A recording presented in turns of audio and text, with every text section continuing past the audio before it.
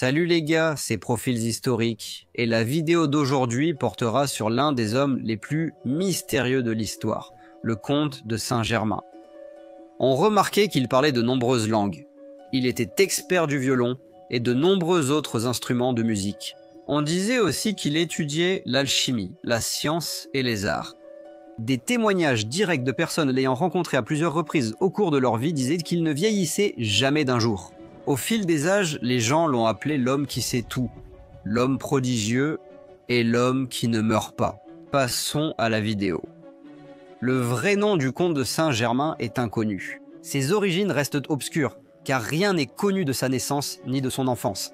Il existe de nombreuses hypothèses sur les origines du comte de Saint-Germain, l'une d'elles étant qu'il était le fils du prince François Rákóczi de Transylvanie. Cela expliquerait sa richesse et sa grande éducation, car c'était un homme d'un immense savoir. D'autres rapports l'identifient comme le fils illégitime de Marie-Anne de Palsnebourg, la veuve de Charles II d'Espagne. D'autres récits affirment qu'il était vivant à l'époque de Jésus-Christ et qu'il assistait aux noces de Cana, où le jeune Jésus transforma l'eau en vin. La légende du comte est si grande qu'il aurait affirmé avoir reçu le bâton de Moïse de l'un des arrière-petits-fils de Moïse à Babylone, à l'époque de Cyrus le Grand, fondateur de l'Empire perse. Cela aurait eu lieu entre 530 et 600 avant Jésus-Christ. Tout au long de sa vie, il a tissé une toile complexe pour dissimuler son véritable nom et ses origines et utilisé différents noms selon les personnes qu'il rencontrait. Cependant, le nom qui est resté fut le comte de Saint-Germain lorsqu'il côtoyait la royauté et la noblesse européenne au XVIIIe siècle. Il fascinait riches et royauté par sa grande connaissance scientifique. Il connaissait également l'histoire de presque toutes les nations et pouvait raconter des histoires datant de milliers d'années comme s'il y avait été présent. Il jouait du violon, ce qui émouvait les gens et les laissait en larmes.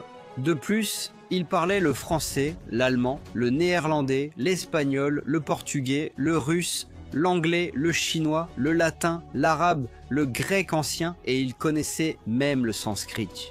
L'idée que le comte pouvait être immortel est apparue en 1760 lorsque le comte visitait Paris cette année-là. La comtesse von Georgi avait entendu dire que le comte était arrivé chez Madame de Pompadour, la maîtresse du roi Louis XV de France. La vieille comtesse s'interrogeait, car elle avait rencontré le comte à Venise en 1710, il y a environ 50 ans. Quand elle rencontra de nouveau le comte, elle fut stupéfaite de voir qu'il n'avait pas pris une ride, et elle lui demanda alors si c'était son père qu'elle avait rencontré à Venise. Le comte répondit « Non, madame, c'est bien moi qui vivais à Venise au début de ce siècle. J'ai eu l'honneur de vous courtiser alors. » La vieille comtesse répondit alors « Pardonnez-moi, mais c'est impossible. Le comte que je connaissais à cette époque avait au moins 45 ans et vous, extérieurement, vous avez cet âge aujourd'hui. »« Madame, je suis très vieux, dit-il avec un sourire mystérieux. »« Mais alors, vous devez avoir 100 ans, dit la comtesse. » Le comte répondit alors « Ce n'est pas impossible. » Le comte donna alors des détails sur leur rencontre précédente et sur la vie à Venise 50 ans plus tôt.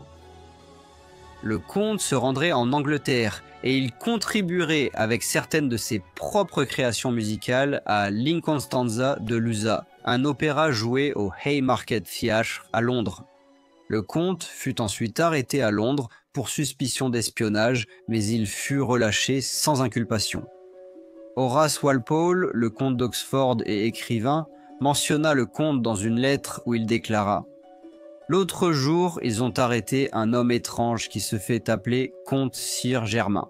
Il est ici depuis 2 ans et ne veut pas dire qui il est ni d'où il vient. Il chante, joue merveilleusement du violon, compose, il est fou et pas très raisonnable.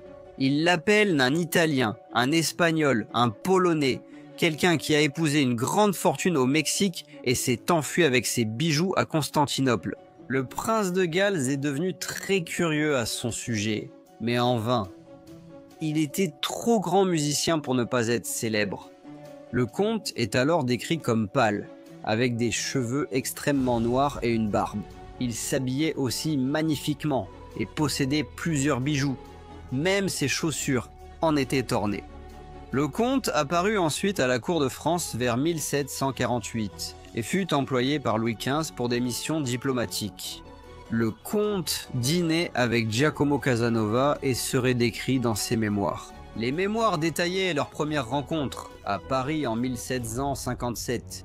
Il écrivit « Le dîner le plus agréable que j'ai eu fut avec Madame de Robert-Guerchy, qui est venue avec un célèbre aventurier connu sous le nom de Comte de Saint-Germain. » Cet individu, au lieu de manger, a parlé du début du repas jusqu'à la fin. Je l'ai écouté avec la plus grande attention. On peut dire qu'en tant que causeur, il était sans égal. C'était un érudit, linguiste, musicien et chimiste, bel homme et un parfait homme à femmes. Il leur offrait des cosmétiques et les flattait. Cet homme extraordinaire, destiné par la nature à être le roi des imposteurs, affirmait d'un ton aisé et assuré qu'il avait 300 ans qu'il connaissait le secret de la médecine universelle, qu'il possédait une maîtrise sur la nature, qu'il pouvait faire fondre des diamants, se déclarant capable de former à partir de 10 ou 12 petits diamants un gros diamant d'une eau parfaite sans aucune perte de poids. Tout cela, disait-il, n'était pour lui qu'une simple bagatelle. En dépit de ses mensonges éhontés, je pensais que c'était un homme étonnant. En 1762, le comte se rendit ensuite en Russie, où il aurait été impliqué dans l'ascension de Catherine la Grande au trône. Sous son règne, la Russie s'est agrandie, sa culture a été revitalisée et elle a été reconnue comme l'une des grandes puissances mondiales. En 1774, le comte retourna en France lorsque Louis XVI monta sur le trône. Il les a avertis d'une révolution qui surviendrait 15 ans plus tard. On le vit ensuite en 1779 quand le comte arriva à Altona, quartier de Hambourg. Il rencontra le prince Charles de Hesse-Cassel, qui avait un grand intérêt pour les sociétés secrètes. Le comte montra au prince ses pierres précieuses et lui dit connaître une meilleure méthode pour teindre les tissus. Le prince fut impressionné par le comte et lui permit de travailler dans un laboratoire, lui fournissant des matériaux afin qu'il puisse poursuivre le projet.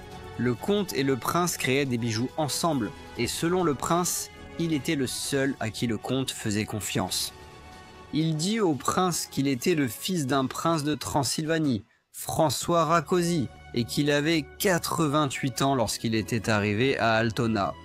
Le comte aurait été déclaré mort dans sa résidence, au laboratoire, le 27 février 1784. Il a été enterré le lendemain dans une tombe privée à l'église Nikolai à Eckernförde. Pour n'importe quel homme ordinaire, cela aurait été la fin de l'histoire, mais pas pour le comte. De nombreuses apparitions et rencontres avec le comte ont été enregistrées jusqu'à ce jour. Les archives officielles de la franc-maçonnerie montrent qu'ils ont choisi le comte comme leur représentant pour une convention en 1785. Fait étrange, en 1821, la comtesse d'Ademer, qui était une fonctionnaire de la cour française et une mémorialiste, a raconté une conversation qu'elle avait eue avec le comte. « J'ai revu Saint-Germain, chaque fois à mon grand étonnement. Je l'ai vu lorsque la reine a été assassinée et à la veille de l'assassinat du duc de Berry. La dernière fois que je l'ai vu, c'était en 1820 car chaque fois, il semblait être un homme d'une quarantaine d'années tout au plus. Après, en 1821, le comte prendrait une autre identité. Un homme nommé Albert Vandem a écrit dans ses mémoires qu'il avait rencontré quelqu'un qui ressemblait exactement au comte de Saint-Germain. Il a écrit « Il se faisait appeler Major Fraser, vivait seul et ne faisait jamais allusion à sa famille. De plus, il dépensait son argent sans compter, bien que l'origine de sa fortune soit restée un mystère pour tout le monde.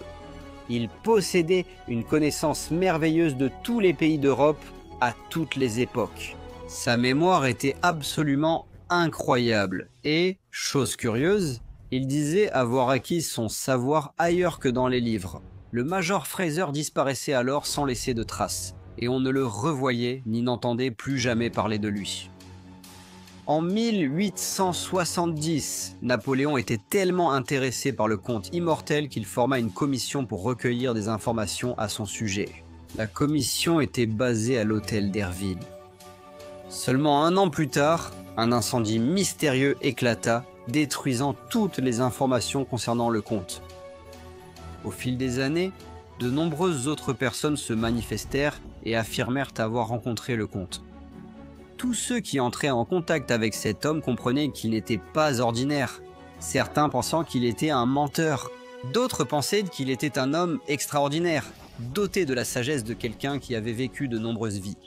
Qui était le comte? Était-il le fils d'un prince de Transylvanie?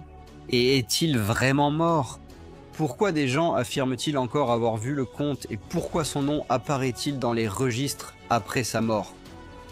Cet homme est-il vraiment immortel, changeant de nom à chaque siècle? Il est certainement la personne la plus mystérieuse dont j'ai jamais entendu parler. Partagez votre avis en commentaire, likez, abonnez-vous, partagez la vidéo et passez une excellente journée. Au revoir.